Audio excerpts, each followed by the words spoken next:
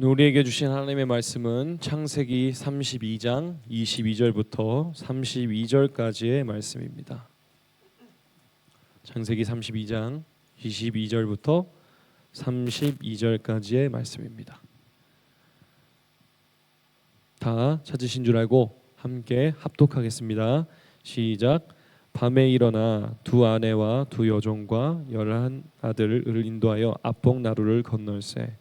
그들을 인도하여 시내를 건너가게 하며 그의 소유도 건너가게 하고, 야곱은 홀로 남았더니 어떤 사람이 날이 새도록 야곱과 씨름하다가 자기가 야곱을 이기지 못함을 보고 그가 야곱의 허벅지 관절을 치매 야곱의 허벅지 관절이 그 사람과 씨름할 때에 어긋났더라. 그가 이르되 날이 새려하니 나로 가게 하라. 야곱이 이르되 당신이 내게 축복하지 아니하면 가게 하지 아니하겠나이다. 그 사람이 그에게 이르되 내 이름이 무엇이냐? 그가 이르되 야곱이니이다. 그가 이르되 내 이름을 다시는 야곱이라 부를 것이 아니오 이스라엘이라 부를 것이니 이는 네가 하나님과 사람들과 겨루어 이겼음이니라. 야곱이 청하여 이르되 당신의 이름을 알려주소서. 그 사람이 이르되 어찌하여 내 이름을 묻느냐 하고 거기서 야곱에게 축복한지라. 그러므로 야곱이 그곳 이름을 브니엘이라 하였으니 그가 이르기를 내가 하나님과 대면하여 보았으나 내 생명이 보존되었다 함이더라. 그가 브니엘을 지날 때에 해가 돋았고 그의 허벅다리로 말미암아 절었더라. 그 사람이 야곱의 허벅지 관절에 있는 둔부의 힘줄을 쳤으므로 이스라엘 사람들이 지금까지 허벅지 관절에 있는 둔부의 힘줄을 먹지 아니하더라. 아멘. 아멘. 오늘은 창세기 야곱이 야복 강가에서 고민하던 그 이야기를 함께 나누어 보려고 합니다. 20세기에 들어서 우리 과학 기술이 비약적으로 발전하죠. 그 중에서도 특히 하늘을 나는 기술, 항공 관련한 기술이 비약적으로 발전합니다. 그래서 결국 우주에 로켓을 쏘아 올려서 달에도 다녀오고 화성에도 다녀오고 하는 그런 일들이 이제 20세기에서부터 시작이 돼서 21세기까지 이어지고 있습니다. 이제 이러한 그 항공 기술이 발전하게 된 데에는 우리 인간이 다 보지 못한 그런 미지의 영역을 개척한 그런 사람들이 많았기 때문이죠. 1950년 미국 공군에서는 소수 정예 비행사들을 선발해서 지구의 고밀도 대기권을 넘어선 소위 말해서 성층권이라고 불려지는 공기가 희박한 영역에 비행기를 띄워서 실제로 그곳에서 비행기가 비행할 수 있는지 어떤 일이 일어나는지를 관찰하는 실험을 하게 됩니다. 여기서 목숨을 걸 수도 있는 위험한 실험이었기 때문에 아주 훈련 많이 받은 고도의 실력을 갖춘 비행사들이 선발돼서 비행기를 몰고 인간이 한 번도 도달해 보지 못한 가장 높은 곳을 향해서 비행기가 올라가게 되죠. 자, 공기가 희박해지니까 일반적으로 공기가 가득 채워지는 고밀도 대기권에서 일어났던 일반적인 공기 역학이 적용되지 않기 시작합니다. 프로펠러가 아무리 돌아도 이 추진력이 생기지 않고 갑자기 어느 순간이 되니까 마치 얼음 위에서 물건이 미끄러지듯이 대기 중에 있던 비행기가 아무런 기능을 하지 못한 채 엔진이 아무리 돌아도 기능을 하지 못한 채 비행기가 추락하기 시작합니다. 그냥 추락하는 것이 아니라 날개를 빙빙 돌리면서 빙글빙글 돌면서 아래로 수직으로 추락하기 시작하는데 그 속도가 엄청났죠. 조종사는 조종관을 붙들고 어떻게 하든지 이 비행기를 멈춰 세우려고 어떻게 하든지 이 상황에서도 기체가 정상을 유지하게 하려고 기를 씁니다. 조종관을 붙들고 당기기도 하고 밀기도 하고 옆으로 돌려보려 별 노력을 다 해봤지만 소용이 없이 계속 비행기는 추락하죠. 계속 추락을 합니다. 공기가 어떤 부분에 가서는 갑자기 비행기를 탁 쳐올려서 갑자기 올라가기도 하다가 어떤 부분에 가서는 마치 진공 상태인 것이 갑자기 또 추락하기도 하고 이런 일들을 반복하다가 그만 조종사는 비행기가 갑자기 움직이는 바람에 조종관을 놓치고 벽면에 가서 부딪혀서 정신을 잃고 맙니다. 그래서 비행기가 무려 11km를 조종사가 조종을 하지 않은 채 수직으로 하락하게 되죠. 그리고 나서 계속 하락하다가 결국 고밀도 대기권, 공기가 많은 지역으로 도착해서 비로소 비행기가 정상적으로 작동하기 시작한 것이죠. 운항 장치가 정상으로 돌아오고 그때서야 비로소 정신이 든 조종사가 조종관을 잡고 떨어지는 비행기를 추진력을 다시 원상태로 회복시켜서 비행기를 정상적으로 운행하게 됩니다. 거의 죽을 뻔했죠. 그래서 조종사가 깨닫게 된 것은 성층권 그곳에 가면 조종관은 더 이상 말을 듣지 않는구나. 그곳에서는 일반적인 공기역학이 적용되지 않고 그곳에서 공기의 힘으로 추진력을 넣는 모든 엔진 기관은 소용이 없다는 사실을 알게 되죠. 우리 인생에도 그런 순간들이 있습니다. 우리 인생에도 조종관에서 손을 떼야 하는 순간이 있거든요. 전혀 그것이 도움이 안 되고 오히려 상황을 악화시키기만 하는 그런 순간들이 있습니다. 오늘 야곱이 처한 순간이 바로 그런 순간이에요.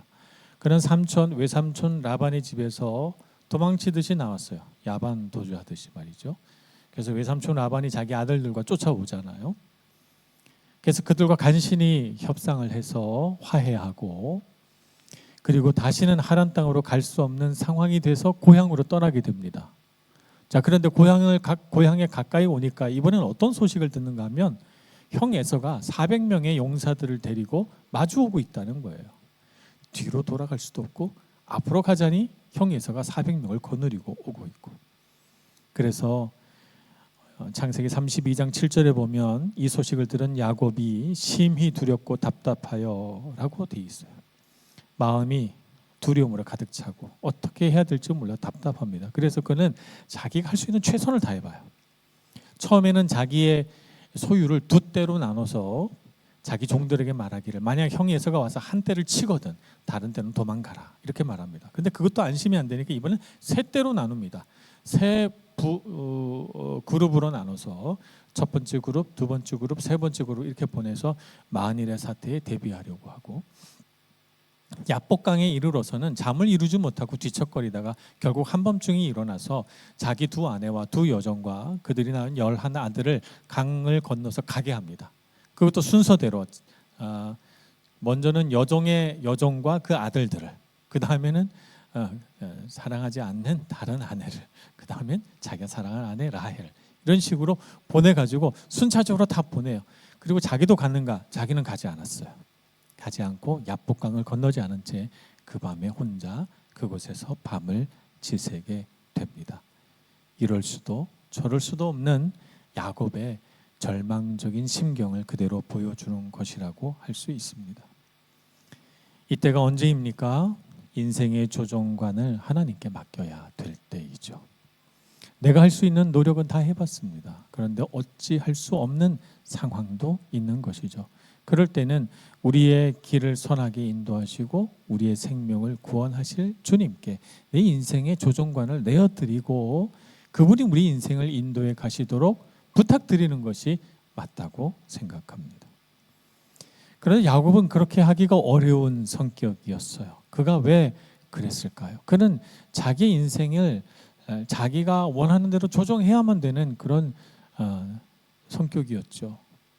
그가 그렇게 된 이유는 그의 삶에 그가 집착하는 것이 있었기 때문입니다.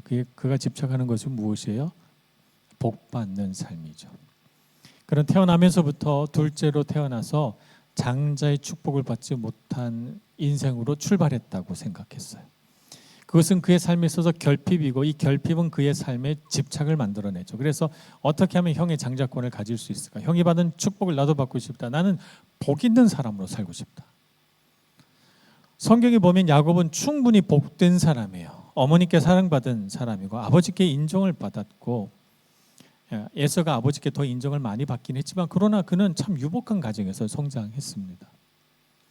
그는 열심히 일하는 착실하고 성실한 성격을 갖고 있었고 그는 외삼촌 라반의 집에서 큰 재산을 일구어서 4명의 아내와 11명의 아들과 많은 양떼와 소떼들을 거느리고 고향으로 돌아오고 있으니까 그는 인생에서 많은 것들을 성취하고 복을 받은 사람이에요. 근데 그의 마음속에 결핍된 것이 뭐예요? 나는 복 받는 인생으로 태어나지 못했다는 거예요. 그것이 그의 삶의 결핍이었고 그 결핍은 실제적인 결핍이 아니라 그 마음속, 영 속에 있는 결핍인 것이죠. 그래서 그 결핍이 그에게 집착을 만들어냅니다. 복 받아야 되겠다. 내 인생은 복받지 못하는 인생이야 라고 생각하니까 지금 자기 앞에 다가오고 있는 형 에서와 400명의 용사는 마치 자기를 죽이기 위해서 달려오고 있는 무시무시한 군사처럼 느껴져서 그 밤에 야복강을 건너지 못하는 것이죠.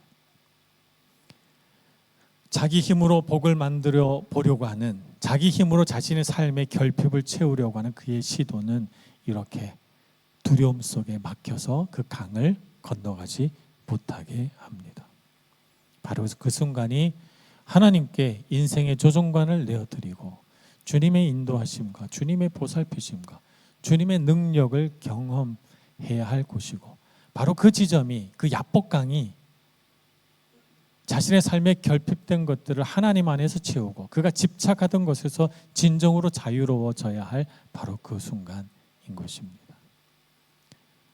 여러분 삶에는 누구나 결핍이 있습니다. 근데 그 결핍을 내 스스로 채워내려고 하면 집착이 생겨요. 그러니 여러분, 우리의 삶에 비어진 것은 비어진 채로 그대로 하나님께 올려드리는 인생을 살아야 합니다. 왜냐하면 우리 인생의 어떤 부분은 하나님만이 채울 수 있는 부분이기 때문에 그렇죠. 내 삶의 내 모든 것들을 내가 원하는 식으로 내가 다 통제하고 내가 원하는 대로 채워 넣을 수는 없기 때문입니다. 그러니 여러분, 인생의 어떤 순간 여러분의 삶의 야곱과 같이 뒤로도 갈 수 없고 앞으로도 갈 수 없는 막막한 순간이 생기거든 이 때가 바로 내 인생의 조종관을 하나님께 맡겨야 될 때다라고 생각하시고 여러분 마음속에 집착하고 있던 것들을 내려놓을 수 있는 여러분들 되시길 축복합니다. 그래서 하나님은 그 순간 야곱을 찾아오십니다. 야곱을 찾아오셔서 고민하고 염려하고 막 이렇게 자신의 결핍과 싸우고 있는 야곱을 잡아당겨서 하나님이 야곱과 싸우십니다. 그래서 야곱이 정신없이 씨름을 하고 밤새도록 힘을 다 빼게 만들죠. 그렇게 하고 나서 새벽이 되자 떠나시려고 합니다. 야곱이 그를 붙듭니다. 하나님의 사람을 붙들죠. 저에게 복을 주시기 전까지는 보내드릴 수 없습니다. 내게 복을 주소서. 그제서야 하나님께 간구합니다. 복이 어디서 나와요? 나에게서 나오지 않아요. 하나님께로부터 오는 것입니다. 그제서야 손을 들고 하나님께 복을 구하며 자신의 결핍을 채울 수 있는 분은 주님이신 것을 깨닫게 된 것입니다. 그래서 이 하나님의 사람, 하나님이 인간의 모습을 하고 내려온 이 사람이 야곱에게 말합니다. 네가 하나님과 겨루어 이겼다. 그러니 너의 이름을 이스라엘이라 하리라. 이렇게 말씀하십니다. 하나님은 전지전능하신 분이시라서 야곱과 같은 인간에게 씨름을 해서 지실 분이 아니십니다. 이건 하나님이 져주신 거예요. 저도 어렸을 때 어린 제 딸과 놀아봤습니다. 놀면 이겨주면 안 돼요. 막 씨름하면서 아이고 하고 져줘야 되는 거예요. 그렇게 함으로써 진짜 내가 져서 지는, 힘이 부족해서 진 것이 아니라 그렇게 함으로써 사랑하는 자녀의 마음속에 할 수 있다는 자신감과 그로 인하여서 용기가 생기고 소망이 생기도록 해주는 것이죠. 지금 하나님은 야곱에게 져 주신 것입니다. 그러면서 야곱에게 말하죠. 너가 하나님과 겨루어 이겼다. 야곱아, 너는 복된 사람이야. 너의 복은 하나님이 주신 복이야. 그러니 흔들림이 없고 빼앗기지 않을 거야. 라고 결핍되어 있는 야곱의 그 부분을 하나님의 축복으로 채워주시는 것입니다. 여러분 삶에도 비어 있는 부분이 있습니까? 어떤 부분 너무 목마르고 너무 갈급해서 그게 꼭 채워져야만 내 인생이 행복해질 것 같습니까? 정말 우리가 노력해야 할 수 있는 것이 있다면 여러분 노력하시기 바랍니다. 그러나 노력해도 안 되는 부분도 있을 거예요. 이 부분은 누구에게 맡겨야 합니까? 주님께 맡겨야 합니다. 여러분, 내가 노력해야 하는 부분과 내가 주님께 맡겨야 하는 부분을 잘 분별할 수 있는 여러분들 되시기를 바랍니다. 그리고 내가 정말 하나님께 맡겨야 할 부분은 주님께 간구해야 됩니다. 하나님 채워주옵소서. 나의 결핍되었다고 생각하는 나의 착각을, 나의 믿음 없음을 하나님 채워주옵소서 이렇게 간구하시고 여러분의 삶이 하나님이 주신 복으로 가득 채워져서 여러분이 어떤 것에도 집착하며 살아가지 않도록 하나님 안에서 자유한 인생이 되도록 축복합니다. 그래서 여러분의 삶에 운전대를, 조종관을 주님께 맡겨드리고 주님께서 여러분에게 가장 복된 인생을 허락하시는 줄 믿고 주님을 의지하며 살아갈 수 있는 여러분들이 되시길 바랍니다. 그래서 이 하나님의 사람은 야곱을 떠나가면서 그의 둔부 허벅다리를 쳐서 그가 절게 만듭니다. 절름발이가 되게 하죠. 이것은 무엇입니까? 기억하라는 것입니다. 기억하라. 하나님은 그의 삶에 장애를 만들므로써 그건 어쩌면 또 하나의 결핍이 그에게 만들어진 것과 진비 없어 보이지만, 그러나 야곱은 내 삶에 또 하나가 결핍됐네 이렇게 생각하지 않습니다. 다리를 절며 기억합니다. 하나님이 그때 나와 씨름하셨고 나에게 새 이름을 지어주셨어. 하나님과 겨루어 이긴 자라고 하는 그런 멋진 면류관을, 타이틀을 나에게 주셨어. 걸음을 걸을 때마다 기억하는 것이죠. 나는 하나님께 복받은 사람이야. 그래서 그의 삶의 결핍을 이겨내는 것이죠. 여러분, 우리의 삶의 결핍은 진짜 우리 삶에 무언가가 결핍돼서 일어나는 것이 아니라 내가 결핍되었다고 생각하기 때문에 일어나는 것이고, 하나님을 진실로 여러분의 삶 가운데 받아들이고 신뢰하지 않기 때문에 결핍이 우리에게 문제가 되는 것입니다. 그러니 주님 앞에 간절히 매달려 기도하시고 내 삶에 결핍되었다고 하는 부분을 하나님이 가득 채워주시기를 젊은 시절부터 간구하시고 또 주님의 은혜 붙드시고 살아가시는 여러분 모두가 되시길 축복합니다. 기도하겠습니다. 자비하신 하나님, 우리 삶에 참 부족한 것들이 여러 가지 있고 또 그것 때문에 우리가 속상할 때가 많습니다. 주님, 우리의 마음을 찾아와 위로하시고 우리로 하여금 하나님께서 우리와 함께 계심으로 부족함이 없다 고백하게 해주신 것 감사합니다.